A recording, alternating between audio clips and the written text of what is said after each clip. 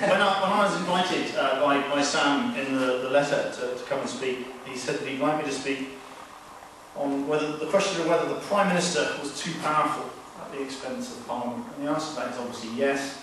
So that's it. We can stop. We can go home. You know, it's such a self-evident question and answer. Of course, the Prime Minister is too powerful at the expense of Parliament. As anybody who knows anything about Parliament will tell you, Parliament is a fairly weak body. Vis-à-vis the executive. That's true in Britain. It's true in most of Western Europe. Where I would differ, I think, from quite a lot of people who write on this subject, is that there is a conventional wisdom that that situation is getting worse. That the Prime Minister is becoming more powerful at the expense of Parliament. And I don't think that's true. I'm not going to argue tonight that somehow Parliament is an incredibly powerful body, but I am going to try and argue that Parliament is at least more powerful now than it was, say, 50 years ago in relation to the Prime Minister and to the government in general. This is, I admit this before I start, this is a minority view. Most commentators will still cling to this belief that things have got weaker. Parliament's got more remote from the people, Parliament's got weaker against the Prime Minister. I'll give you an example from the Power Inquiry, which was published recently. Some of you may have come across it.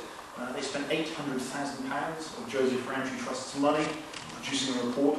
At the end of it, I reckon I could have produced something roughly similar if you'd given me a stack of Charter 88 documents and a photocopier card. I could have done the same job for about 20 quid and a pizza. But never mind.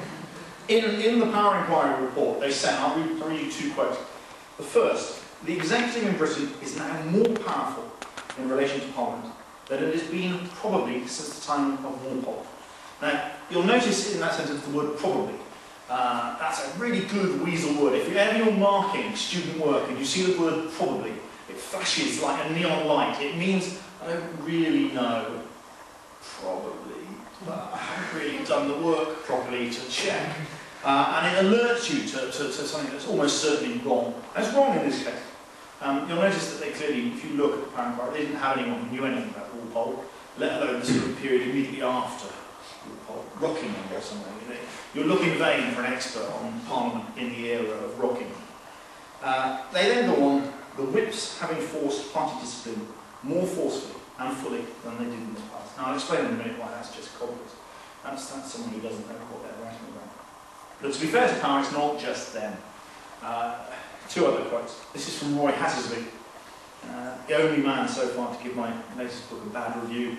A man, therefore, I feel absolutely no compunction about slagging off. Roy Hattersley said, Labour backbenchers, the most supine members of Parliament in British history. That's from the left. From the right, Simon Heffer, writing in the Telegraph, wrote a piece. He'd come back to the Telegraph, it was 10 years away, 1995 to 2005. He came back in 2005 and he wrote a piece on how Britain had changed in those 10 years. And it was called something like Blair has left a scar on the soul of Britain. So you knew where this man was coming from, right? It included the lovely line, apart from the fact John Major is no longer Prime Minister, things have got worse. It was a damning bit of praise if ever there was one. And in this piece, and it was quite a fun piece to read, I mean, Heffer just laid into everything that had happened in Britain over the last 10 years. And the trouble with a piece like that actually was, I found myself agreeing with lots of it, you know, and I'm sure everyone around the planet agreed with a bit of it. That was the great bit about a piece that just slagged off everything. Popular culture, and fashion, and TV, and democracy, and the government. Absolutely everything got a kicking. And about Parliament, he said, comparing Parliament when he was reporting for the Telegraph in '95 with now, 2005, he said the House of Commons had yet to adopt that posture of slavishness and ineffectuality that now characterises it. And he then went on to talk about the House of Lords. How the House of Lords then used to stand up to the government routinely. Now, packed full of Tony's cronies, it was feeble, couldn't do so. Now, all of this is wrong. Now, it's not just wrong at the margins, some of it is completely wrong. Let's take the House of Lords, for example. I never thought when I was growing up that I would end up standing up on platforms defending the House of Lords, but it's true. If you want to know where really the work gets done in Parliament at the moment, you look at the House of Lords. That's where the really important stuff takes place. And if you want to find a period in British history where the House of Lords was dead and did nothing to check the government, you don't look now, you look back in the 1950s. In the 1950s, Britain had effectively become a unicameral legislature. House of Lords hardly sat. When it did sit, attendance was very low, never bothered to defeat the government. Since 1999, since they got rid of hereditary peers, the House of Lords has defeated the government more than 400 times. In that same period, by the way, the House of Commons has defeated the government 4 times. So the House of Lords in that same period has defeated the government 100 times more. Not something you'll read in most commentary on Parliament, but it's true. And nor are all these defeats minuscule or unimportant. There was some great research recently by University College London. It looked at these 400 defeats. How many of them actually stuck? How many of them were substantive defeats which the Commons didn't just overturn? And the answer was about 40%. So, all right, you're down from 400 down to somewhere under 200, 160 presumably, but still 160 substantive defeats of the government which have stuck since 1999. You can forget all of this Tony's cronies. Whilst it is true that the House of Lords has got a suspiciously high number of people who have at some point donated money to the Labour Party, it also, you've got to whisper this bit, contains quite a few people that have donated money to the Conservative Party and not one or two who have donated money to the Liberal Democrats. Because that, unfortunately, is the reality of existing with current financial arrangements. The important point about the House of Lords Act in 1999 is that it created a permanently hung second chamber.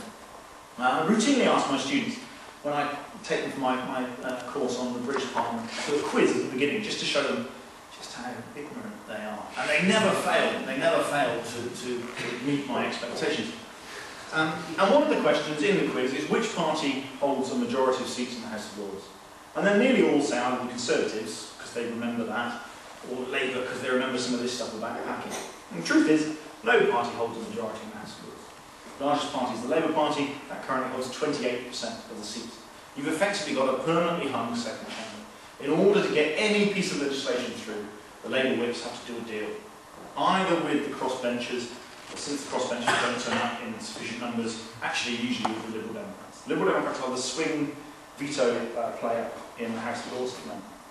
In fact, the situation in the Lords is such that a lot of the time the opposition whips will collude in order not to defeat the government. They know that they could turn over the government on every single vote that takes place. They know if they did that, it would begin to get really embarrassing and a real problem for them. So there are votes where the Conservative and Liberal Democrat whips say, we've got to have a vote at some point. We'll have it when we know our people aren't around. And they'll send them home. And sometimes they defeat the government by accident because they get it wrong. Too many of their people turn up and think that they're meant to turn up. No, go away, I don't want you here. But at the moment, they defeat them 1 vote in 3, and it could be 3 out of 3.